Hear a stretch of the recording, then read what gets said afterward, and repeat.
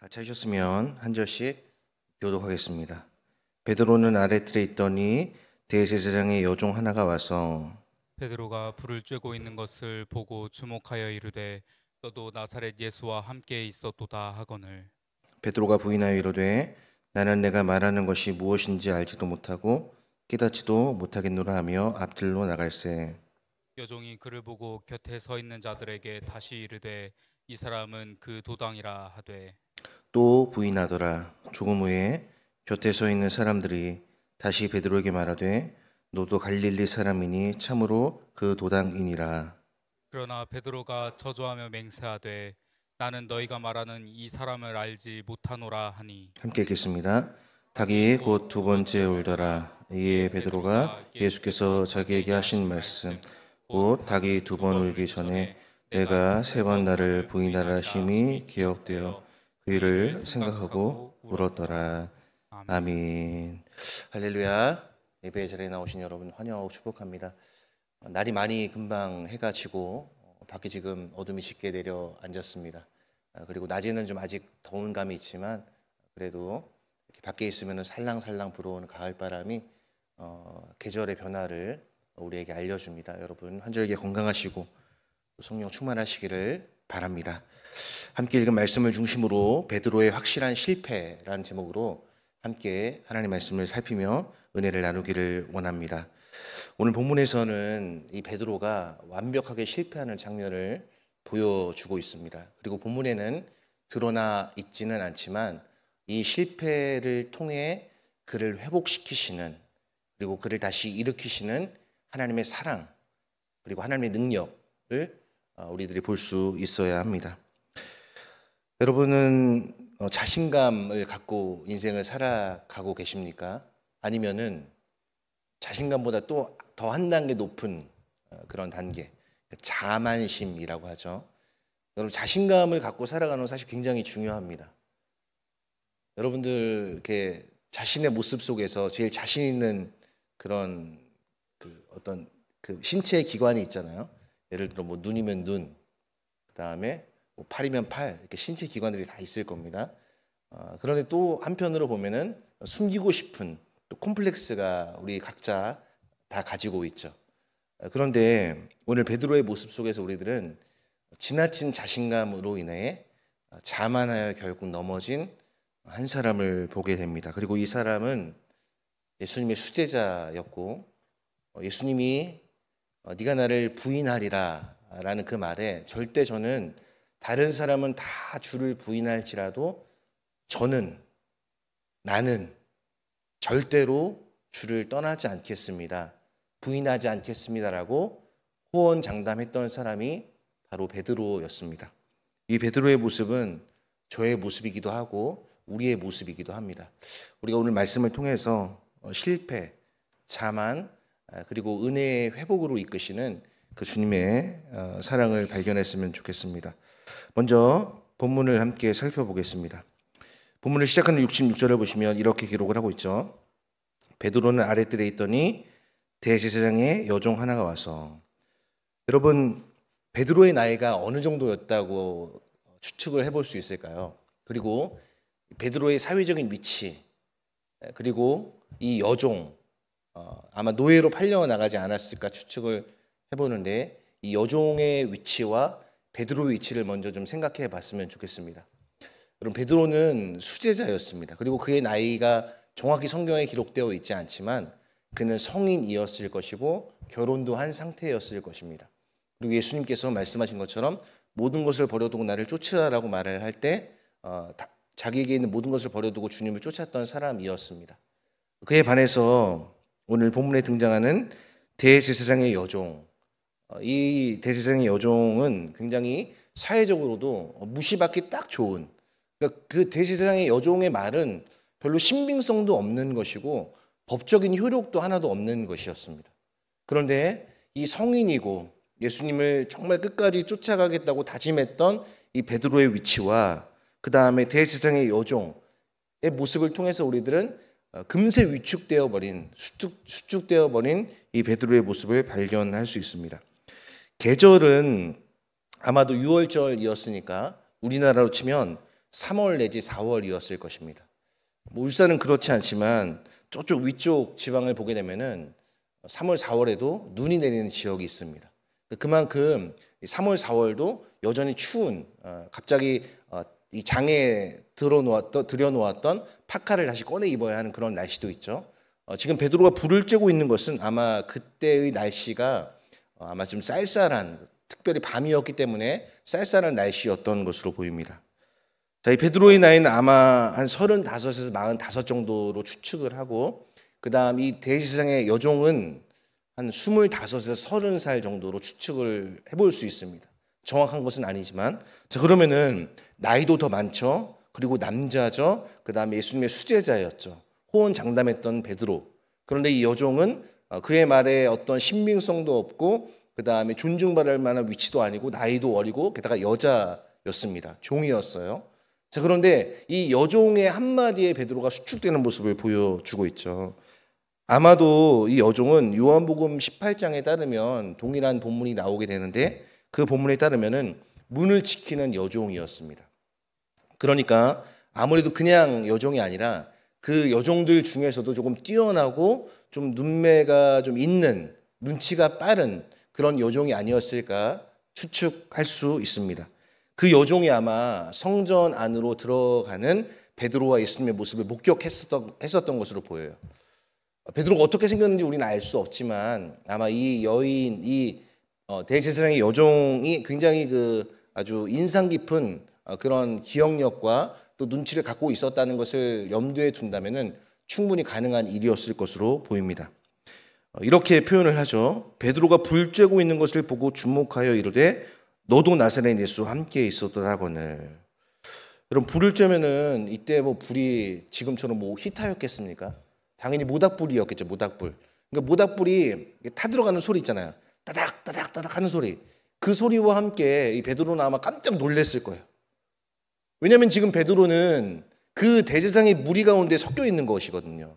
그러니까 어떻게든 베드로는 예수님을 떠나서 예수님을 부인해서 지금 멀찍이서 이제 예수님이 어떻게 되고 있는지를 보고 있는 거예요. 그런데 갑자기 대제사장의 여종, 나이도 자기보다 어리고 여자이고 몸종인 사람이 이렇게 묻는 겁니다. 너도 나사렛 예수와 함께 있었도다. 여기서 말하는 나사렛 예수는 무엇을 의미하는 것이냐면 바로 마가복음에서 이야기하고 있는 고난받는 메시아로서의 예수님을 의미하고 있는 것입니다. 지금 예수님은 어떻게 계십니까? 지금 신문을 받고 이제 다음에 살펴볼 본문을 보게 되면은 이제 빌라도의 신문을 받는 장면을 나타내고 있는데, 이처럼 고난의 현장 가운데 예수님은 지금 몸소 고난을 당하고 계십니다. 그런데 지금 베드로의 모습은 어떻습니까? 그렇게 호언장담하고 네가 나를 부인하리라 라는 그 예수님의 말씀에도 불구하고 힘있게 말하되 내가 주와 함께 죽을지언정 주를 부인하지 않겠나이다 하고 모든 제자도 이와 같이 말하니라 라는 이 마가복음 8장의 말씀처럼 이렇게 호언장담했던 베드로의 모습은 온데간데 찾아볼 수 없습니다. 베드로가 이렇게 말을 하죠. 나는 내가 말하는 것이 무엇인지 알지도 못하고 깨닫지도 못하겠노라 하며 앞들로 나갈세. 그러니까 지금 아랫뜰에 있다가 불을 쬐고 있다가 이 여종 하나가 이렇게 이야기를 하니까 굉장히 수축돼 있어 갖고 장소를 이동을 하는 거예요. 그러니까 앞들로 갔다는 것은 뭐냐면은 지금 이제 그 출입구로 갔다는 거예요. 그러니까 앞문으로 갔다는 거예요. 그 도망칠 준비를 지금 하고 있다는 것을 우리에게 보여주고 있는 것입니다. 그러면서 뭐라고 말합니까? 지금 무슨 소리 하는 거예요, 지금? 아니, 언제 나를 봤다고 지금 아는 체를 하는 거예요? 라고 지금 발뺌을 하고 있는 거예요. 근데 이 여종이 굉장히 눈치가 빠르고, 그 다음에 아주 기억력이 좋은 여종이었다는 것을 감안해 볼 때, 베드로는 아마 좀 상황 판단을 잘못했던 것 같아요. 베드로가 다시 한번 그렇게 얘기하니까, 이제 이 여인이 여종이 어떻게 이야기를 합니까? 60절 말씀입니다. 그를 보고 곁에 서 있는 자들에게 다시 이르되 이 사람은 그 도당이다. 이 사람은 예수 안피였던 사람이다 라고 지금 이야기를 하고 있는 것입니다. 여러분, 이 두 번째 얘기를 들었을 때에 베드로의 마음은 얼마나 두려웠을까요? 아마 마음이 딱 심장이 뛰는 것처럼 그렇게 막 뛰었을 거예요. 심장 박동 아마 베드로가 애플워치를 차고 있었다면은 아마 막 경고음이 울렸을 거예요.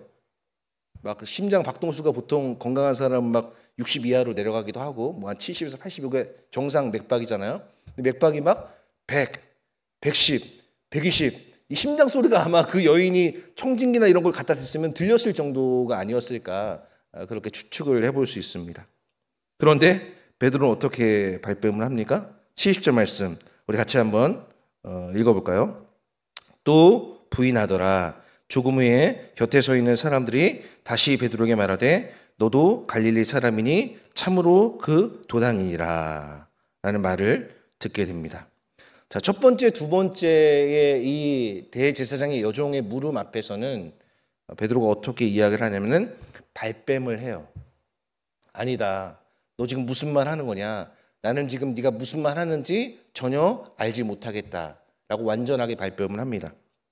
자, 그리고 지금 또 부인하더라라고 이야기를 하죠. 자, 그랬더니 이제는 세 번째로 곁에 서 있는 사람들, 그러니까 대제사장의 무리에서 핵심적인 인물들이 이제 이 여종의 발언을 집중적으로 포화를 쏟고 있는 것이죠. 곁에 서 있는 사람들이 다시 베드로에게 말하되 너도 갈릴리 사람이니 참으로 그 도당이니라. 이 얘기를 들었을 때 베드로는 어땠을까? 여러분들이 베드로라면 여러분 어땠을 것 같으세요? 이제는 끝장이구나. 이제는 정말 어디 쥐구멍이라도 있으면 들어가고 싶다. 이런 막 부끄러움과 치욕과 수치가 아마 한순간에 몰려왔을 것입니다. 그런데 베드로는 너무나 뻔뻔하죠. 여러분 71절 말씀 보세요. 그러나 베드로가 저주하며 맹세하되, 지금 누구를 저주하는 거예요? 자기가 함께 죽겠다고 말한 그 예수를 저주하고 있습니다. 그리고 한술 더 나아가서 맹세까지 하고 있습니다. 여러분 베드로, 여러분 얼마나 그 예수님과 함께 다니면서 예수님의 기적을 많이 경험하고 예수님의 가르침을 몸소 받았던 인물이었습니까? 그런데 그런 베드로가 지금 세 번의 질문 앞에 한순간에 완전하게 무너지는 모습을 보여줍니다. 여러분 신앙은요 자신감으로 하는 것이 아닙니다. 갈라디아서 2장 20절을 보면은 이렇게 말씀하고 있습니다. 내가 그리스도와 함께 십자가에 못 박혔나니 그런즉 이제는 내가 사는 것이 아니요 오직 내 안에 그리스도께서 사시는 것이라. 이제 내가 육체 가운데 사는 것은 나를 사랑하사 나를 위하여 자기 자신을 버리신 하나님의 아들을 믿는 믿음 안에서 사는 것이라고 말씀을 하고 있습니다. 여러분 우리는 생각합니다. 그래도 베드로는 나는 아니야. 그런 마음이 우리에게 있지 않습니까? 나는 가룟 유다는 아니야. 내가 뭐 바울처럼 되지는 못해도 나는 적어도 가룟 유다까지 안 될 자신은 있어. 나는 예수님을 부인했던 베드로처럼 그렇게 뻔뻔할 자격은 사실 그럴 자신은 없어 라고 우리 스스로 위안하고 생각할 때가 여러분 얼마나 많습니까? 그런데 우리도 이와 똑같은 상황에 처해 있었다면 아마 베드로보다 더하면 더했지 결코 덜하지 않을 것입니다. 여러분 자신감과 자만심 이거는 사실 한 끗 차이입니다. 여러분 자신감 있는 사람은 어떤 모습을 가지냐면 타인에 대해서 타인을 인정하고 존중하죠. 그러나 자만심이 있는 사람은 어떻습니까? 타인을 존중하지 않고 자신이 그 사람보다 더 우월하다는 것으로 다른 사람을 무시하죠. 실패했을 때 자신감 있는 사람은 내가 더 성장하는 기회로 삼아야겠다라고 그 실패를 성장과 성숙의 기회로 삼습니다. 그러나 자만한 사람은 실패를 인정하지 않고 실패를 다른 사람의 탓으로 돌리는 그러한 경우들을 우리는 보게 됩니다. 베드로의 모습 속에서 우리들은 그가 실패한 이유가 바로 그의 자만심 때문이었다는 것을 살펴보게 됩니다. 사랑하는 여러분, 여러분들은 절대 자신감을 지나치게 갖지 마십시오. 주님을 믿으십시오. 주님을. 절대 여러분 자신을 믿으시면 안 됩니다. 저도 믿으시면 안 됩니다. 믿지 않으시겠지만 저도 저를 믿지 않습니다, 여러분. 저도 제가 얼마나 타락한 본성을 갖고 있고 얼마나 탐욕에 연약한 존재인지를 알기 때문에 저도 저를 믿지 않아요. 그래서 우리가 믿을 분은 예수님밖에 없다. 그럼 자식도 믿지 마세요. 아내도 믿지 마세요. 남편도 믿지 마세요. 그러니까 불신하라는 게 아닙니다, 여러분. 오직 여러분의 신뢰의 대상을 예수님께만 두라는 그런 말씀을 지금 드리고 있는 것입니다. 자, 두 번째로 생각해 볼 것은 무엇이냐면 바로 나사렛 예수라는 의미입니다. 여러분, 나사렛 예수라는 의미는 이미 이 마가복음에서 많이 사용되고 있는데, 첫 번째는 마가복음 8장 31절부터 33절의 말씀에서 나와 있습니다. 인자가 많은 고난을 받고 장로들과 대제사장들과 서기관들에게 버림을 받고 죽임을 당하고 사흘 만에 살아나야 할 것을 비로소 그들에게 가르치시되. 이때 이제 나사렛 예수의 모습을 보여주고 있어요. 그다음 마가복음 9장 30절부터 32절에서 두 번째로 예수님께서 고난과 부활에 대해 말씀하시는 장면에서 나타납니다. 그리고 세 번째로 마가복음 10장 32절부터 34절까지의 말씀. 거기서 뭐라고 말씀하시냐면은 보라 우리가 예루살렘에 올라가노니 인자가 대제사장들과 서기관들에게 넘겨지며 그들이 죽이기로 결의하고 이방인들에게 넘겨주겠고 그들은 능욕하며 침뱉으며 채찍질하고 죽일 것이나 인자는 3일 만에 살아나리라 라고 말씀하고 있어요. 그리고 오늘 본문이 등장하는 이 66절에 속한 14장 27절 28절 말씀을 보시면은 이렇게 말씀하고 있습니다. 여러분 같은 장이니까 앞장을 넘겨서 우리 14장 27절 28절 말씀을 함께 읽어보겠습니다. 성경을 통해서 함께 읽어볼까요? 예수께서 제 아들에게 이르시되 너희가 다 나를 버리리라. 이는 기록된 바 내가 목자를 치리니 양들이 흩어지리라 하였음이니라.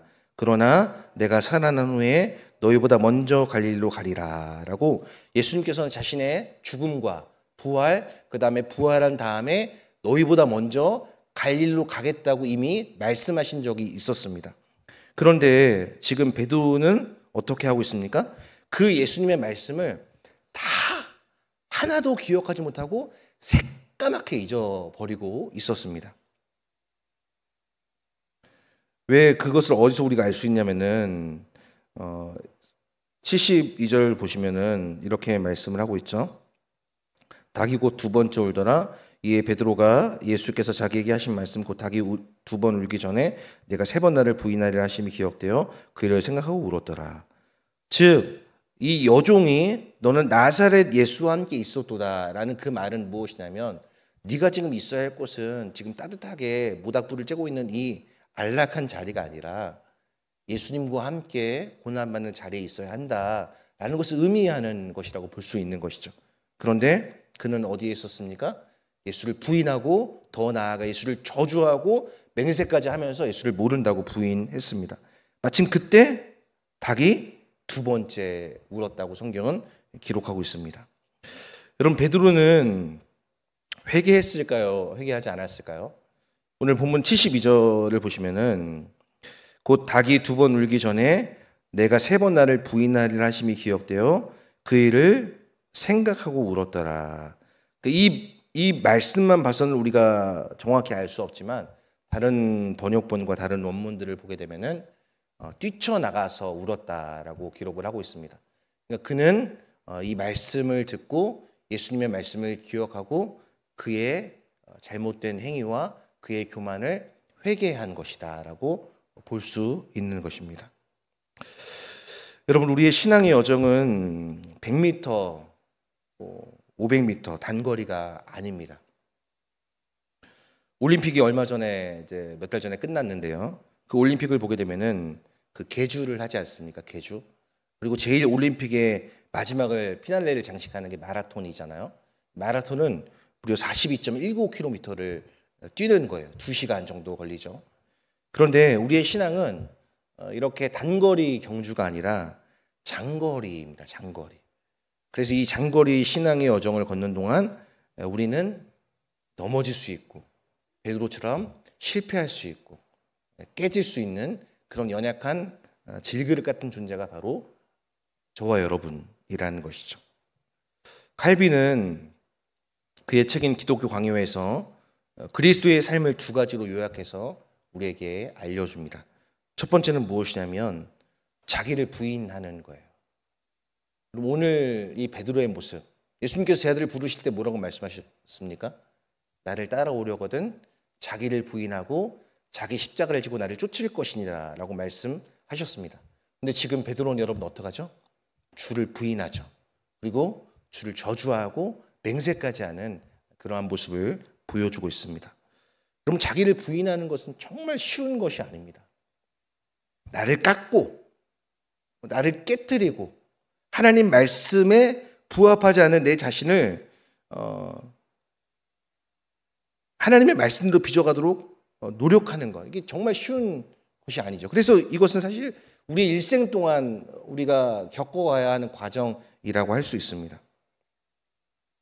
그다음 두 번째는 뭐냐면 내세를 묵상하는 거예요. 내세. 오늘날 많은 사람들은 현세에만 집중합니다. 그래서 눈에 보이는 것들, 귀에 들리는 것들, 손에 잡히는 것들에 집중하며 살아갑니다. 그것이 육적인 사람들의 모습이에요. 그들이 그렇게 하는 것은 지극히 당연한 것입니다. 왜냐하면 그들은 내세를 믿지 않기 때문에 그런 거예요. 그냥 현세에서 잘 먹고 잘 되고 출세하고 좋은 인맥을 따라서 그렇게 살아가는 것, 좋은 자리에서. 그러나 성경은 우리에게 무엇이라고 말씀하고 있냐면 내세가 있다고 말씀하고 있습니다. 내세. 바로 영원한 하나님의 나라가 있다고 우리에게 말씀하고 있죠. 이 내세를 묵상하는 거예요. 하늘을 묵상하는 거죠. 하늘의 것을 구하고 하늘의 진리를 찾고 하늘에 계신 주님께 나의 연약함을 고백하고 오늘 하루를 살아갈 힘이 나에게는 없기 때문에 주님 오늘도 때마다 일마다 저와 함께 하여 주시고 저의 입술에 파수꾼을 붙여주셔서 제가 입술을 사용할 때 주의하면서 사용할 수 있도록 은혜를 달라고 기도를 하는 것입니다. 이것이 사실 우리에게 필요한 것이죠. 언제라도 넘어지고 언제라도 쓰러지고 언제라도 뒤로 물러가 침륜에 빠질 수도 있는 자라는 것을 인정하는 거예요. 그리고 때마다 일마다 우리와 함께 하시는 임마누엘의 하나님께 영원토록 우리와 함께 하시겠다고 약속하신 그 하나님께 은혜를 구하고 그 주님의 은혜가 우리를 이끌고 갈 것을 신뢰하며 그 주님의 은혜에 메인바되어 한 걸음 한 걸음 걸어 나가는 삶이 자기를 부인하는 삶이라고 할 수 있죠. 그러니까 자기를 부인하는 것은 기도하는 거예요. 자기를 부인하는 것은 주님을 따라가려면은 여러분 우리 삶에서 그 주님을 따라가기에 합당한 주님을 따라가기에 방해되는 것들이 사실 얼마나 많습니까? 때로는 자녀들이 방해가 되기도 하고 때로는 나의 배우자가 방해가 되기도 해요. 근데 그런 것들을 깎아내는 것, 절제해내는 것, 쳐내는 것이 여러분 얼마나 어렵고 힘든 일입니까? 근데 주님께서는 그렇게 하라고 말씀하시는 거예요. 끝까지 견디는 자가 구원을 얻는다고 주님께서는 말씀하고 계십니다. 그럼 생명의 면류관을 쉽게 얻을 수 없습니다. 죽기까지 충성해 얻는 게 생명의 면류관이에요. 제가 어떤 인터뷰를 들었는데 손흥민의 아버지 손흥정 씨가 나와서 이제 하는 말인데 가장 파괴적인 단어를 이렇게 말을 하더라고요. 가장 파괴적인 단어는 나중에. 그럼 가장 생산적인 단어는 뭐냐? 지금. 굉장히 와닿았습니다. 나중에 예수님 믿을게요. 나중에 기도할게요. 근데 성경은 무엇이라고 말씀합니까? 내일은 우리의 날이 아니라고 말해요. 바로 지금 현재, 지금 은혜 받을 만한 때요. 지금이 구원의 날이다라고 우리에게 말씀하고 있는 것입니다. 성경에서의 3은 완전수를 의미합니다. 오늘 베드로가 3번 부인했다는 것은 그의 완전한 실패를 우리에게 교훈합니다. 그러나 예수님은 그의 실패를 용서하시고 용납하시고 다시 회복의 자리로 이끄시는 것을 우리가 요한복음에서 살펴볼 수 있고 그리고 결국 그는 회복된 모습으로 사도행전에서 아주 위대한 사도로 쓰임받게 되는 것을 볼 수 있습니다. 오늘 닭은 2번 울었다라고 말씀합니다. 2번 울었다는 것은 무엇을 의미하는 것이냐면은 새벽이 가까웠다는 것을 의미하는 거예요. 동이 터온다는 것을 의미하는 겁니다. 새날이 됐다라는 것을 의미하는 거예요. 그러니까 예수님께서는 다시 한번 베드로에게 회복의 은혜를 주신 것이라고 우리들이 볼 수 있는 것이죠. 사랑하는 성도 여러분, 말씀을 정리하겠습니다. 여러분들은 자신감으로 신앙생활을 하고 계십니까? 아니면 자기를 부인하면서 신앙생활을 하고 계십니까? 여러분은 정말 고난받는 예수님과 함께 하고 계십니까? 아니면 예수님은 고난받든 뭐하든 상관없이 나는 예수님과 따로, 예수님 밖에서, 그러나 성경은 우리에게 무엇이라고 말씀하고 있냐면 그리스도 안에서, 그리스도와의 연합을 굉장히 강조하고 있습니다. 그럴 때 우리가 그리스도 안에 있을 때 참으로 우리는 생명력 있는 삶을 살 수 있는 거예요. 나뭇가지가 나무에 붙어 있을 때 그 밑으로부터 나오는 모든 진액과 영양분을 공급할 수 있는 것과 똑같은 이치라고 할 수 있습니다. 그러나 오늘 말씀을 통해서 우리들이 또한 살펴볼 수 있는 것은 완전한 실패, 확실한 실패 가운데서도 다시 그를 일으켜서 소생시키시고 하나님 나라의 일꾼으로 삼으시는 하나님의 놀라운 능력에 대해 살펴보게 됩니다. 이것을 기억하면서 여러분의 생애 동안 주님을 더 신실하게 따라가시고 날마다 자신을 부인하고 내세를 묵상함으로 승리하는 주님의 사람들 되실 수 있기를 주님의 이름으로 간절히 소망하며 축복합니다. 우리 시간 말씀을 기억하면서 함께 찬양하겠습니다. 주만 바라볼지라.